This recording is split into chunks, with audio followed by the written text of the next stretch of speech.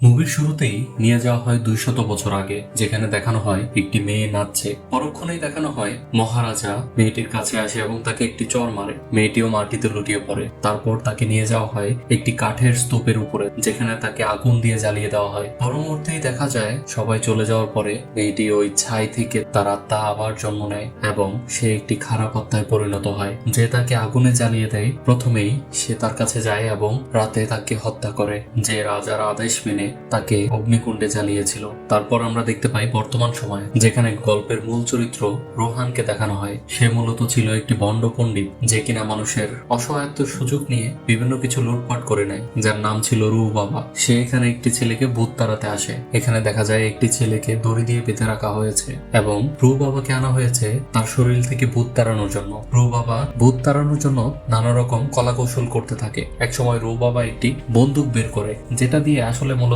পানি ছিটানো হয়। সে সকলকে বোঝায় এই পবিত্র পানি যার শরীরের উপর পড়ে তার কাছ থেকে ভূত পালিয়ে যায়। তাই সে ওই পানি ওই ছেলের উপর ছুঁড়ে মারে এবং পরক্ষণেই দেখা যায় যে তার কাছ থেকে ভূতটা চলে গেছে। এসব দেখে ছেলেটির বাবা মা খুবই খুশি হয়ে যায়, মনে করে সে খুব বড় মাপের কোনো পণ্ডিত। তাই সে রু বাবাকে ধন্যবাদ দেয়। পরক্ষণেই দেখা যায় যে এটা ছিল আসলে ওই ছেলেটিরই চাল। এখানে রু বাবার আরো কিছু বেশ কয়েকটি ছল চাতুরির কৃতকর্ম দেখানো হয়, কিভাবে সে মানুষকে ঠকিয়ে বেড়ায়। সে ছিল আসলে মূলত একটি ভণ্ড পণ্ডিত, যে কিনা মানুষের এই ভূত প্রেতাত্মার ভয় দেখিয়ে বিভিন্ন কিছু হাতিয়ে নিত। একদিন এক লোক তাকে ডেকে পাঠায় তার এত কিছু জানার পরে। লোকটি ছিল আসলে মূলত রাজার বংশধর। লোকটি তাকে বলে, আমার মেয়ে গত বছর মারা গেছে অ্যাক্সিডেন্টে। শুনেছি আপনি নাকি আত্মার সাথে কথা বলতে পারেন, তো আমার জন্য আপনি একটু আমার মেয়েকে ডেকে কথা বলুন। তারপর সে আত্মাটিকে ডাকতে থাকে আসার জন্য। কিছুক্ষণ পর দেখা যায় দরজা খুলে মেয়েটি সশরীরে উপস্থিত হয়। এবার রোহান সত্যিই ভয় পেয়ে যায় এবং তার সাথে থাকা তার সাগরের টিল্লু অজ্ঞান হয়ে সেখানেই পড়ে যায়। রোহান অবস্থা বেগতিক দেখে পিছনে যেতে থাকে আর ভয় পেতে থাকে। কিছুক্ষণ পরেই দেখা যায় মেয়েটি আসলে মারা যায়নি, মেয়েটি অভিনয় করছে এবং সব লাইট গুলো জ্বলে ওঠে আর মেয়েটি হাসতে থাকে। মেয়েটির নাম ছিল মীরা, আর যে লোকটিকে দেখা যাচ্ছে এটা হচ্ছে তার আঙ্কেল। তখন মীরা বলে, মামা আমি বলেছিলাম না এটা আসলে ভণ্ড প্রতারক কোনো রু বাবা নয়। তারপর মীরার আঙ্কেল তাকে দেখায় সে সবকিছু ভিডিও করে রেখেছে। এখানে মীরা ও তার আঙ্কেল তাকে একটি প্রস্তাব দেয়, বলে তাদের সাথে রক্ত ঘাট যেতে হবে, আর যদি সেটা সে না করে আর না হলে মোবাইলে ধারণ করা সেই ভিডিওটি সে ইউটিউব এবং ইনস্টাগ্রামে পাবলিশ করে দিবে। এতে করে রু বাবার ব্যবসায় ক্ষতি হবে এবং সে যে প্রতারণা করেছে মানুষের সাথে এর জন্য তাকে শাস্তি পেতে হবে। শুধু তাই না, রোহানকে আরো বলে যদি তাদের সাথে রক্তঘাট সে যায় বিনিময়ে তাকে 1 কোটি টাকা দেওয়া হবে। প্রথমে রাজি না হলেও রোহান এই প্রস্তাবে পরে রাজি হয়ে যায় এবং তাদের সাথে রক্তঘাট যেতে প্রস্তুত হয়ে যায়। পরদিন তারা একটি ট্রেনে যাত্রা করে। রোহান এই ট্রেনে যাত্রা করা দেখে মীরা ও তার আঙ্কেলকে বলে, তোমরা তো রাজ পরিবারের, তাহলে কি জন্য আমরা ট্রেনে করে যাচ্ছি? সে একটু অবাক হয়। তখন মীরা তাকে বলে, তুমি ওখানে গেলেই সব জানতে পারো। পরদিন সকালে তারা রক্তঘাটে এসে উপস্থিত হয়। এখানে যারাই রোহানকে দেখছিল সবাই অবাক হয়ে তাকিয়েছিল, যেন অনেকদিন পর আপন কাউকে দেখছে। অবাক হয়ে দেখছিল তাকে। রোহান জিজ্ঞেস করছিল, এভাবে আমাকে সবাই দেখছে কেন? তখন মীরা বলে, কিছুক্ষণ পরেই সব জানতে পারবে। রাজপ্রাসাদের সামনে এসে রোহান ঢুকতে চায়। তখন মীরার আঙ্কেল তাকে বলে, ওখানে না, ওই রাজপ্রাসাদে কেউ থাকে না, এখন আমরা থাকবো ওই আস্থা বলে। তখন সে একটু অবাক হয় এবং কারণ জানতে চায়। মীরার আঙ্কেল তখন বলে, ওখানে মঞ্জুলিকার ভূত রয়েছে, সেজন্য ওখানে ভয়ে কেউ যেতে পারে না, ওখানে কেউ থাকে না, রাজ পরিবারের সবাই ওই আস্থা বলেই থাকে। রোহান দেখে আস্থা বলতেই এতই জীর্ণ শীর্ণ, এমনকি যে আস্থা বলে গরু ছাগলের থাকার কথা সে আস্থা বলে এখন মানুষ থাকছে। আস্থা বলে ঢোকার পরেই দেখা যায় যে রাজ পরিবারের সবাই ওখানেই বসবাস করছে এবং তাদের আর্থিক অবস্থা এতই খারাপ যে একটি টুথপেস্ট পর্যন্ত কেনার টাকা নেই এবং একটি প্লেটে করে একটি রুটি আর পেঁয়াজ দেওয়া হয়, যা কিনা রোহানকেও খেতে দেওয়া হয়নি, তারাই কারাকারি করে খেয়ে ফেলে। তখন সে মীরাকে বলে, তোমাদের এত খারাপ অবস্থা, তাহলে তোমরা কি করে আমাকে 1 কোটি টাকা দিবে? রাতে তাদের সাথে রাজপুরোহিত দেখা করতে আসে। রাজপুরোহিত রোহানের হাত ধরে বলে, তোমার জন্য অপেক্ষা করছিলাম অনেক দিন ধরে, আজ তোমার দেখা পেয়ে ভালো লাগছে। রাজপুরোহিত তাদেরকে প্রাসাদের ভিতর নিয়ে যায় এবং একটি ছবি দেখায়। ছবিটি ছিল হুবহু রোহানের মতনই দেখতে এবং বলে, এটাই রাজ পরিবারের একমাত্র সন্তান, মহারাজার একমাত্র পুত্র দেবেন্দ্রনাথ। তখন রোহানও বুঝতে পারে কেন সবাই অধীর আগ্রহে তার জন্য অপেক্ষা করছে। রাজপুরোহিত তখন ঘটনা বর্ণনা করতে থাকে। মহারাজার একটি মেয়ে ছিল, যে ছিল খুবই বুদ্ধিমতী এবং নাচেও খুব পারদর্শী এবং রণকৌশলেও সবার থেকে পারদর্শী, যে একাই সবাইকে বশ করতে পারে এবং খুব ভালো ছুরি চালাতে পারদর্শী। রাজার কোনো ছেলে ছিল না, তাই ছোটবেলা থেকে মেয়েটি ভাবতো সেই রাজ সিংহাসনে আরোহণ করবে। একদিন রাজার ঘরে একটি ছেলে সন্তান জন্মগ্রহণ করলো, যেটা রাজ পরিবারের রাজার এই মেয়ের সহ্য হলো না এবং রাজার সন্তান দেবেন্দ্রনাথ যখন বড় হলো রাজ সিংহাসন তাকে দেওয়া হলো এবং রাজার মেয়ে সেটা সহ্য করতে না পেরে মহারাজার একমাত্র পুত্র দেবেন্দ্রনাথ তার ভাইকে সে হত্যা করে। আর এইসবের শাস্তি স্বরূপ সে তার নিজের মেয়েকে জ্বলন্ত অগ্নিকুণ্ডে জীবিত হত্যা করে। সেই মেয়েই ছিল মঞ্জুলিকা, যাকে এখানে হত্যা করা হয়। মঞ্জুলিকাকে আগুনে জ্বালিয়ে দেওয়ার পর তার আত্মা এসে তার বাবাকেও হত্যা করে। পরে তখনকার রাজপুরোহিত তার ক্ষমতার মাধ্যমে একটি তেল ছড়িয়ে ওই আত্মাকে একটি ঘরের মধ্যে বন্দি করে সেখানে ঘরটা আটকিয়ে দেয় এবং চিরদিনের মতন তাকে সেখানে আটকিয়ে রাখে, যাতে মঞ্জুলিকা আর কখনোই বাইরে বেরোতে না পারে। এবং রাজপুরোহিত রোহানকে বলে এটা অষ্টমীর আগে এই দরজা না খুলতে। অষ্টমীর দিন ওই দরজা খুলে মঞ্জুলিকাকে চিরদিনের মতন তার আত্মাকে হত্যা করতে হবে এবং বারবার রোহানকে সাবধান করে অষ্টমীর আগে যেন এই দরজা না খোলা হয়। রোহান নিজেকে খুব বড় ভাবতে থাকে। সে সিংহাসনের পাশে দাঁড়িয়ে এমন একটা ভাব ধরতে থাকে যেন সেই রাজার পুত্র। পরবর্তীতে দেখা যায় সে সবাইকে বলে রাজপ্রাসাদে স্থানান্তরের জন্য এবং তারা এখন থেকে সেখানেই বসবাস করবে। এদিকে দেখা যায় মীরার মামা অনেকগুলো টাকা নিয়ে এসেছে লোকজনের কাছ থেকে চেয়ে। লোকজনের কাছে যেয়ে সে বলেছে মহারাজার ছেলে দেবেন্দ্রনাথ ফিরে এসেছে, সেই মঞ্জুলিকার আত্মাকে চিরতরে এখান থেকে নিশ্চিহ্ন করবে। পরে মীরার মামা সিদ্ধান্ত নেয় এই টাকাগুলো দিয়ে তাদের নিজের ভরণ পোষণ মেটাবে আর এই রাজপ্রাসাদের মেরামতের কাজ করবে। পরে রাতে রোহান সবার সামনে উপস্থিত হয় একটি রাজার বেশে। সে সবাইকে আশ্বস্ত করতে থাকে সে সব ঝামেলার অবসান করবে এবং বোঝাতে থাকে তার পুনর্জন্ম হয়েছে রাজা দেবেন্দ্রনাথ হিসেবে। কিছুক্ষণ পরেই ছোট পণ্ডিতের সাথে বড় পণ্ডিত ও তার স্ত্রীকে দেখা যায়। তারা রোহানকে মেনে নিতে চায় না। পরে রোহান বুদ্ধি করে তাদের তিনজনকে রাজপ্রাসাদের কাজে লাগিয়ে দেয় এবং বলে এখন থেকে তারা রাজ পরিবারের খ্যাতমতে নিয়োজিত থাকবে। রাতে দেখা যায় ভবনটি মেরামতের দায়িত্বের জন্য একজন মেয়ে এসেছে যার নাম মালিকা। মীরা বলে এখানে তো অন্য একজনের আসার কথা ছিল। মালিকা বলে সে অন্য একটি কাজে দূরে চলে গেছে, তাই সে আসতে পারবে না, তার জায়গায় আমি এসেছি। মীরা ফোন দিয়েও তাকে আর পায় না। পরে মালিকাকেই সবাই মেনে নেয়। মালিকা সবাইকে বলে সে পুরাতন রাজপ্রাসাদ রেস্টোরেশনের কাজ করে থাকে। সবাইও তা মেনে নেয়। মূলত এখানে মালিকা ছিল সন্দেহজনক একজন। সে মঞ্জুলিকার অস্ত্রগুলো এমন ভাবে ধরতে থাকে যেন এটি তারই ছিল। পরে রাতে মীরার মামা এখনকার মহারাজা তার সাথে দেখা করতে আসে এবং তাকে বলে এগুলো সব মঞ্জুলিকার অস্ত্র। মঞ্জুলিকা খুব ভালো অস্ত্র চালাতে পারতেন, খুবই পারদর্শী ছিল। সে না দেখে নির্ভুল নিশানা করতে পারত। মঞ্জুলিকাও না দেখে একটি অস্ত্র ছুঁড়ে মারে, কিন্তু সেটি সঠিক নিশানায় গিয়ে পড়ে না। রাতে রোহান ঘুমের মধ্যে দেখে রেডিওটি অটোমেটিক বাজছে। সে ভয় পেয়ে যায় এবং এসে রেডিওটি বন্ধ করে। পরক্ষণে দেখা যায় রেডিওটি আবার বাজছে এবং সেখানে তাকে ভয় দেখানো হয় এবং বলা হয় সে যেন চলে যায়। কিছুক্ষণ পরে রেডিওটি ব্লাস্ট হয়ে যায় এবং সেখান থেকে আগুন বেরোতে থাকে এবং হঠাৎ করে দেখা যায় সবাই চিৎকার করছে। রোহান বাইরে এসে দেখে তার যে ছবিটি ছিল সেটি আগুনে পড়ছে, অর্থাৎ রাজা দেবেন্দ্রনাথের ছবিটি পুড়ছে। এসব দেখে রোহান ভয় পেয়ে যায় এবং সেখান থেকে চলে যেতে চায়। এমন সময় দেখা যায় টিল্লু সেখানে এসে উপস্থিত হয় এবং বলে রোহান যে অপকর্মগুলো করে এসেছে তার জন্য এসিপি রাঠোর তাকে হন্যে হয়ে খুঁজছে। যাদেরকে সে নিঃস্ব করেছে তাদের মধ্যে একজন ছিল এসিপি রাঠোরের ভাই। এখন যদি সে শহরে যায় তাহলে তার খবর আছে। এদিকে মীরার কাছেও তার ফোনে সবকিছু রেকর্ড আছে যে ভিডিওটি মীরার মামা করেছিল। সবকিছু চিন্তা করে সে ভাবে মীরার ফোন থেকে ওই ভিডিওটা ডিলিট করতে হবে। তাই সে মীরার ছোট ভাইকে টাকার বিনিময়ে ফোনটি এনে দিতে বলে। রোহান মীরার ফোনটি নিয়েই দেখে গ্যালারিতে রোহানের অনেকগুলো ছবি, যা মীরা চুপি চুপি সেগুলো তুলেছে। এসব দেখে রোহানের আর বুঝতে বাকি থাকে না মীরা তাকে ভালোবাসে। এগুলো দেখে রোহান হাসছিল। পরক্ষণে দেখা যায় মীরা এসে ফোনটি তার কাছ থেকে নিয়ে নেয় এবং বলতে থাকে তুমি যদি এখান থেকে চলে যাও তাহলে তোমার ভিডিওটি আমি পাবলিশ করে দেব। এবং পরে মীরা যখন দেখতে পায় গ্যালারির এই ছবিটা রোহান দেখে ফেলেছে তখন মীরাও লজ্জা পেয়ে যায়। তারা দেবেন্দ্রনাথের স্ত্রীর ছবিটি দেখছিল। তখন মীরা বলে এটা দেবেন্দ্রনাথের স্ত্রী। রোহান বলে ও আচ্ছা, পূর্বের জন্য তাহলে আমার স্ত্রী ছিল, দেখতে কিন্তু খুব সুন্দরী। তারা হেঁটে সামনে যাচ্ছিল এমন সময় দেখে ওই দরজার যে তালাটি ছিল সে তাদের পায়ের কাছে এসে পড়েছে এবং দরজাটি খুলে গেছে এবং দেখতে পায় দরজার ভিতর থেকে একজন চিৎকার করছে।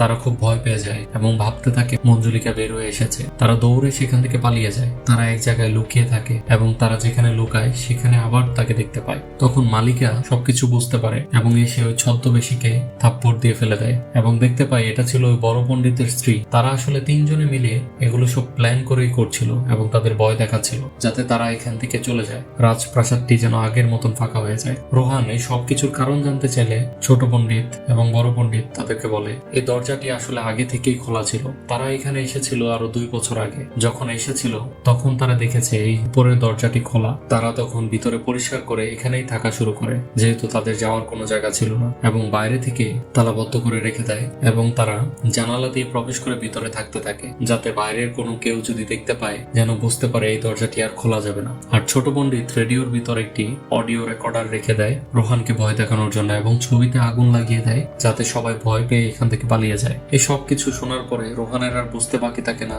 ওই রুমে মঞ্জুলিকা বলে আর কেউ নেই, কারণ যেহেতু ঘরটি আগে থেকে খোলা এবং ভয়েরও কিছু নেই। মীরা সবাইকে এই তথ্য জানিয়ে দিতে চায়। রোহান তখন তাকে বাধা দেয় এবং বলে কালকে আমি সবাইকে জানিয়ে দেব, কিন্তু আমার স্টাইলে, এবং সে মালিকাকে রিকোয়েস্ট করে মঞ্জুলিকা হিসেবে অভিনয় করার জন্য কালকের দিনে। রোহান পরদিন একটি আয়োজন করে, বিশাল আয়োজন করে সে সবাইকে বোঝাতে চায় সে আজকে মঞ্জুলিকাকে সেখান থেকে মুক্ত করে দিয়ে চিরতরে ধ্বংস করে দিবে। রোহান ওই দরজার পাশে যে মঞ্জুলিকার সাথে কথা বলে, যে ছিল মালিকা। শুরু থেকে মালিকা ছিল একটি সন্দেহজনক চরিত্র, কিন্তু তারপরও রোহান যেহেতু তাকে বলেছে অভিনয় করার জন্য, এখানে বোঝানো হয় যে মালিকা অভিনয় করছে, এবং পরক্ষণেই দেখা যায় দরজাটি খুলে যায় এবং সেখানে আর কেউ থাকে না। তখন রোহান সবাইকে আশ্বস্ত করে এখান থেকে বিতাড়িত করে দিয়েছে এবং তার কাজ শেষ। সবাই তখন খুব খুশি হয় এবং হাঁপ ছেড়ে বাঁচে। ওই রাজ্যেরও সবাই রোহানকে বাহবা দিতে থাকে। অষ্টমীর আগেই মঞ্জুলিকাকে এখান থেকে তাড়িয়ে দিয়েছে। তখন রাজপুরোহিত এসে তাদেরকে জিজ্ঞাসা করে কেন এই দরজাটি অষ্টমীর আগে খুলেছে। রোহান এবং মীরা তখন বলে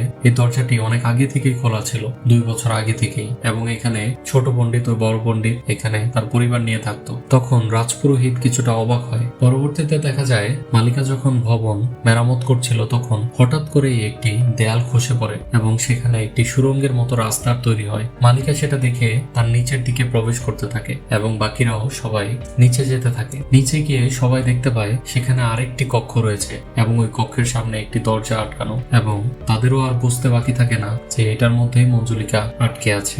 তখন রাজপুরোহিত এসে বলে আর যাই হয়ে যাক না কেন অষ্টমীর আগে এই দরজা যেন কেউ না খুলে, এটা খুললে খুবই ক্ষতি হবে। এই সব কিছু বলে রাজপুরোহিতের কাছেও ব্যাপারটা ধোঁয়াশার মতো লাগছিল, তাই সে সবাইকে নিষেধ করে রাজ্যের ইতিহাস পড়ার জন্য চলে যায়। এদিক দিয়ে আরেকটি দরজার বিভ্রান্তি থেকে রোহান বিরক্ত হয়ে সেখান থেকে চলে যেতে চায় এবং মহারাজা তাকে বলতে থাকে যে তুমি রাজ্যের কাজ অসম্পূর্ণ করে রেখে কেন চলে যাচ্ছ। তখন রোহান বলে এগুলোর দায়িত্ব সে আর নিতে পারবে না। আসলে বর্তমান মহারাজা চাইছিল যেন রোহান এই দরজা খুলে মঞ্জুলিকাকে মুক্ত করে। তার কারণ হলো মহারাজা চায় এই রাজপ্রাসাদটি বিক্রি করতে, এবং যতক্ষণ পর্যন্ত এই মঞ্জুলিকার আত্মা এখানে আছে এই রাজভবনটি কেনার জন্য কেউ আসবে না। তাই সে অবশেষে রোহানকে বলে যাও নিচের দরজাটিও খুলে দাও, পরে যা হওয়ার তাই হবে, সেটা পরে দেখা যাবে। এবার রোহান মীরা ও মহারাজাকে সঙ্গে নিয়ে সে নিচের দরজাটি খুলতে যায়। সে আস্তে আস্তে দরজাটি খোলার জন্য ওই সুতোগুলো সরাতে থাকে। এদিকে রাজপুরোহিত এই মহারাজ্যের ইতিহাস পড়তে শুরু করে এবং কিছু গুরুত্বপূর্ণ তথ্য পায়, তাই সে সেগুলো জানানোর জন্য দ্রুত আসতে থাকে। এদিক দিয়ে রোহানও দরজা খোলার জন্য তালা ভেঙে ফেলে এবং দরজাটি খুলতেই সে দেখতে পায় অনেকগুলো কাক তার উপর দিয়ে ছুটে চলে আসে এবং সেগুলো রাজপ্রাসাদের উপর দিয়ে উঠতে থাকে। এমন সময় রাজপুরোহিত এসে দেখে যে এই অবস্থা, দরজা খোলা হয়ে গেছে অলরেডি। তখন রাজপুরোহিত তাদেরকে বলে এটা খুব খারাপ হলো, আর আমি আজকে যা জানতে পেরেছি তা এর আগে কেউ জানতো না। আমরা এতকাল ভুল জেনে এসেছি। আসলে রাজার একটি নয়, রাজার মেয়ে ছিল 2টি, এবং বড় মেয়ের নাম ছিল অঞ্জুলিকা, যে মঞ্জুলিকার থেকেও ভয়াবহ ছিল। আর যেহেতু এই দরজা খুলে ফেলেছ তাহলে এবার আর ক্ষতি থেকে রক্ষার কোনো পথ নেই। পরক্ষণে দেখা যায় একটি মেয়ে হেঁটে হেঁটে রাজপ্রাসাদের দিকে আসছে এবং বোঝা যায় এটাই অঞ্জুলিকা, যে মঞ্জুলিকার থেকেও আরো বেশি ভয়াবহ। পরে রাজপুরোহিত আবার 200 বছর আগের কাহিনী বলতে শুরু করে। এখানে দেখা যায় একটি রাজ অনুষ্ঠানের মধ্যে 2 বোন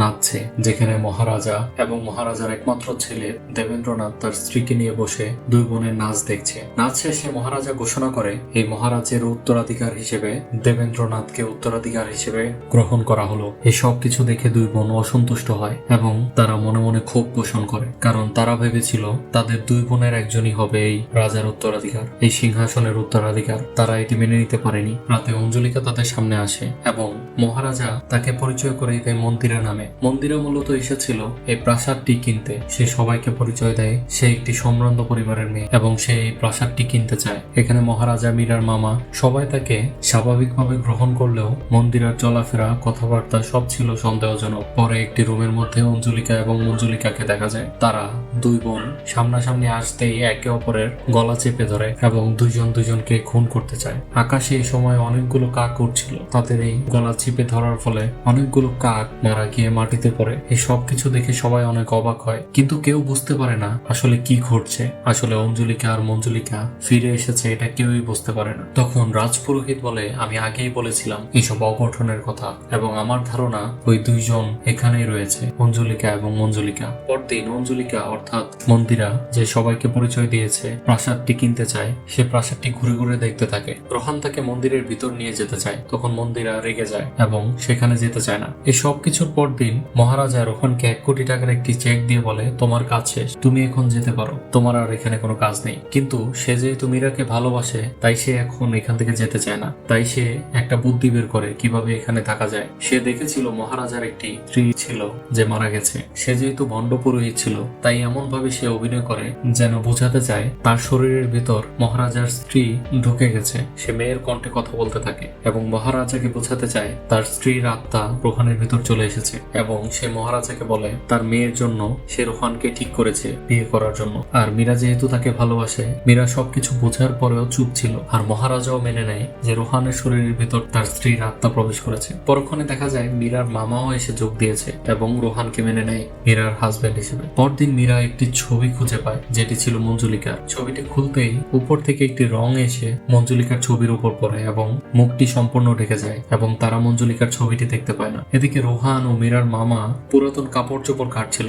এমন সময় দেখতে পায় রাজা দেবেন্দ্রনাথের একটি কাপড় তাদের গলা চেপে ধরেছে। এগুলো দেখতে পেয়ে তারা ভয় পেয়ে সেখান থেকে পালিয়ে যায় এবং হল রুমে গিয়ে দেখতে পায় মহারাজা 800 কোটি টাকার একটি ডিল পেয়েছে। এমন 2 জন লোক পেয়েছে যারা এই রাজপ্রাসাদটি কিনতে চায় 800 কোটি টাকার বিনিময়ে। কিন্তু মহারাজা রাজি না হয়ে 800 কোটি টাকার চেকটি ছিঁড়ে ফেলে। এমন সময় মীরার মামা রোহান সবাই মহারাজাকে এসে বলে মঞ্জুলিকার আত্মা এখনো রয়ে গেছে, এটা প্রাসাদ ছেড়ে এখনো যায়নি। এই কথা শুনে মহারাজাও চিন্তিত হয়ে পড়ে এবং ভাবতে থাকে যে সবকিছুই সে হারালো, 800 কোটি টাকার চেকও হারালো। এমন সময় রোহান মহারাজাকে বুদ্ধি দেয়, তাহলে মন্দিরের কাছে যেয়ে আমরা বলি এই প্রাসাদটি কেনার জন্য। যদি সে রাজি হয়, মন্দিরা সব কাগজপত্র দেখে সে প্রাসাদটি কেনার জন্য রাজি হয় এবং বলে সেই প্রাসাদের বিনিময়ে 1000 কোটি টাকা দিবে এবং সাথে একটি শর্ত জুড়ে দেয়, বলে সেই প্রাসাদটি অষ্টমীর দিন কিনবে, তার আগে সে এই প্রাসাদটি কিনবে না। এমন সময় একটি ধনী লোক চলে আসে যে প্রাসাদটি কিনতে চায়, যার নাম ছিল বিকি খান্না। বিকি খান্না তাদেরকে বলে এই প্রাসাদটি তার খুবই পছন্দ হয়েছে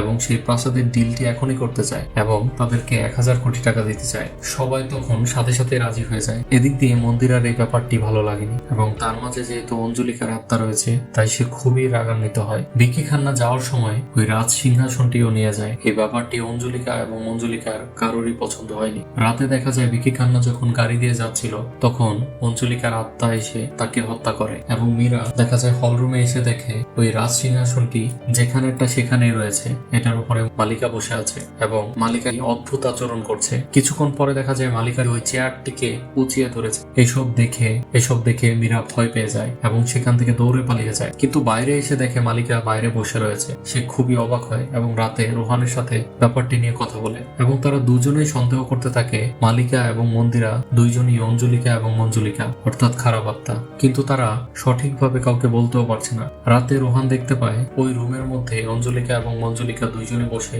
কথা বলছে এবং রোহান আসতেই দরজাটি বন্ধ হয়ে যায় এবং দুইজনই তাদের দিকে তাকিয়ে থাকে। আসলে এটি রোহান স্বপ্ন দেখছিল রাতে এবং অদ্ভুত কিছু জিনিস দেখতে পায় যাতে সে ভয় পেয়ে যায় এবং রাতে সে বাইরে ঘুমায়। পরদিন দেখা যায় বিকি খান্না যে মারা গেছে সে আবার ফিরে এসেছে। এটা ছিল আসলে খারাপ আত্মা যে বিকি খান্নার রূপ ধারণ করেছে। এগুলো ছোট পণ্ডিত এবং বড় পণ্ডিত ও তার স্ত্রী দেখতে পায় এবং খুবই ভয় পেয়ে যায় এবং সেখান থেকে দৌড়ে পালাতে চেষ্টা করে। আর এদিকে রোহানও যেহেতু গতকালকে রাতে এত কিছু দেখেছে সে এখান থেকে পালিয়ে যেতে চায়। সে এখানে আর এক কদমও থাকতে চায় না, তাই সে গাড়িটি নিয়ে বেরিয়ে পড়ে। কিন্তু অদ্ভুত বিষয় হচ্ছে রোহান গাড়িটি নিয়ে যেদিক দিয়ে যায় আবার সেখানেই ফিরে আসে, অর্থাৎ গোলক ধাঁধার মতন। যেদিক দিয়ে যায় আবার এসে দেখে সে রাজপ্রাসাদের সামনেই অবস্থান করছে, অর্থাৎ গোলক ধাঁধার মধ্যে খালি ঘুরছে। একই অবস্থা ওই ছোট পণ্ডিত এবং বড় পণ্ডিতেরও হয়। তারাও গরুর গাড়ি নিয়ে পালাতে চায় এবং যেদিক দিয়ে যায় আবার ঘুরতে ঘুরতে সেখানেই চলে আসে। সুতরাং বাধ্য হয়ে তারা যেতে না পেরে রাজপ্রাসাদে অবস্থান করে। পরদিন দেখা যায় অষ্টমী চলে এসেছে এবং রাজপুরোহিত তার তেলটিও তৈরি করে ফেলেছে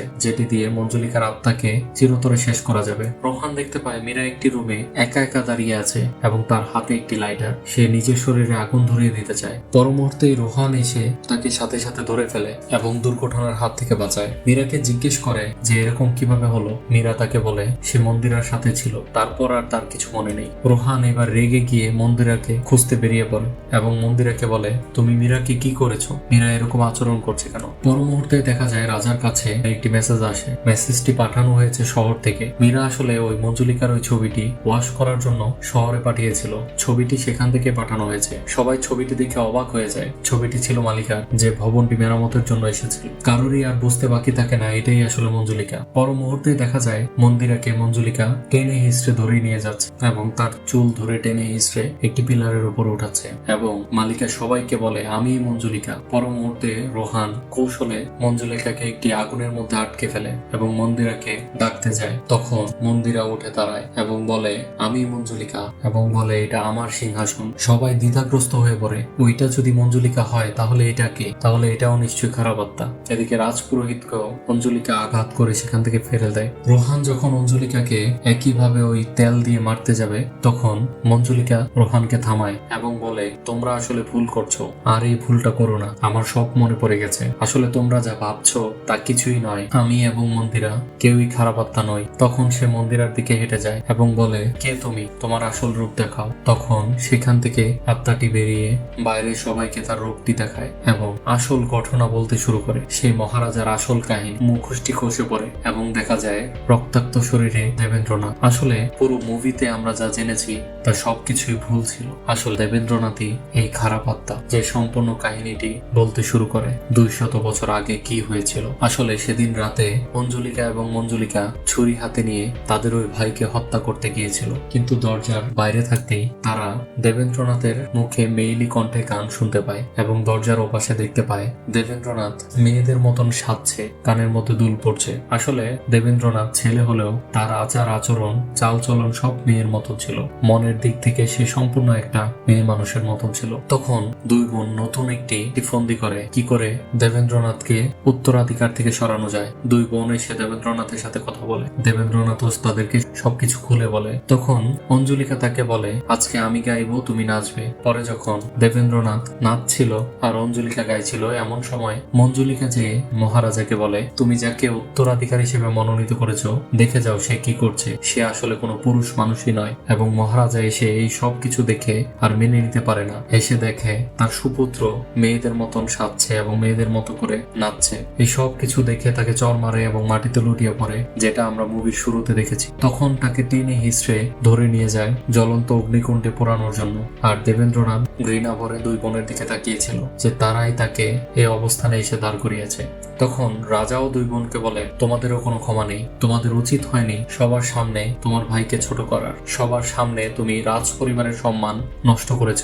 রাজা আদেশ দেয় এই রাজ পরিবারে অঞ্জলিকার কোনো অস্তিত্ব থাকবে না। অঞ্জলিকার নাম ও নিশানা যেন মুছে যায়। আর সবাইকে যেন জানিয়ে দেয় মঞ্জুলিকা তার নিজের ভাইকে হত্যা করেছে এবং সেই জন্য রাজা তাকে মৃত্যুদণ্ড দিয়েছে। দেবেন্দ্রনাথকে যখন আগুনে পোড়ানো হচ্ছিল তখন সে তাকিয়েছিল দুই বোনের দিকে ঘৃণা ভরে, যেন সে তাদের উপর প্রতিশোধ নিতে চায়। এই সব কিছু যখন দুই বোন শুনছিল ও রোহান শুনছিল তারা খুবই কষ্ট পায়। আসলে মালিকা এবং মন্দিরার মধ্যে সন্দেহজনক যা কিছু দেখা গেছে এগুলো আসলে খারাপ আত্মাই তাদেরকে দিয়ে করিয়েছে, এটাই দেখানো হয়। পরে রোহানের কাছ থেকে দেবেন্দ্রনাথের আত্মা ওই তেলের শিশিটি কেড়ে নেয় এবং সেটি মাটিতে ছুঁড়ে ফেলে। পরে দেখা যায় ওই তেলের উপরেই দেবেন্দ্রনাথের আত্মা দাঁড়িয়ে আছে। আর মালিকা এবং মন্দিরাকে দুটি আগুনের মশাল দেওয়া হয় দেবেন্দ্রনাথের আত্মা চিরতরে ধ্বংস করে দেওয়ার জন্য। আর রাজপুরোহিত বলে আসলে পুনর্জন্ম এই দুই বোনের হয়েছে, অঞ্জলিকা এবং মঞ্জুলিকা। রোহানের কোনো পুনর্জন্ম হয়নি এবং রাজপুরোহিত সবকিছু প্ল্যান করে এই কাজটি করেছে। তখন দুই বোনকে বলা হয়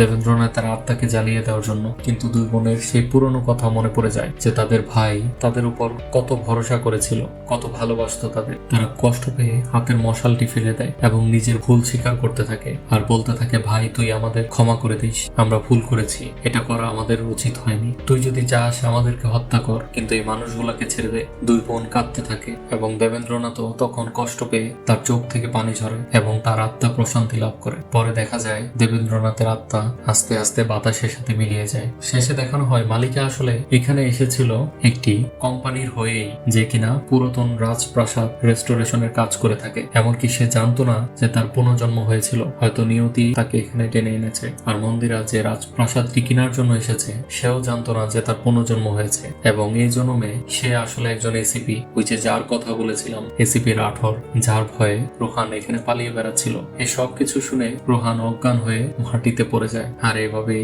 মুভিটির শেষ হয়।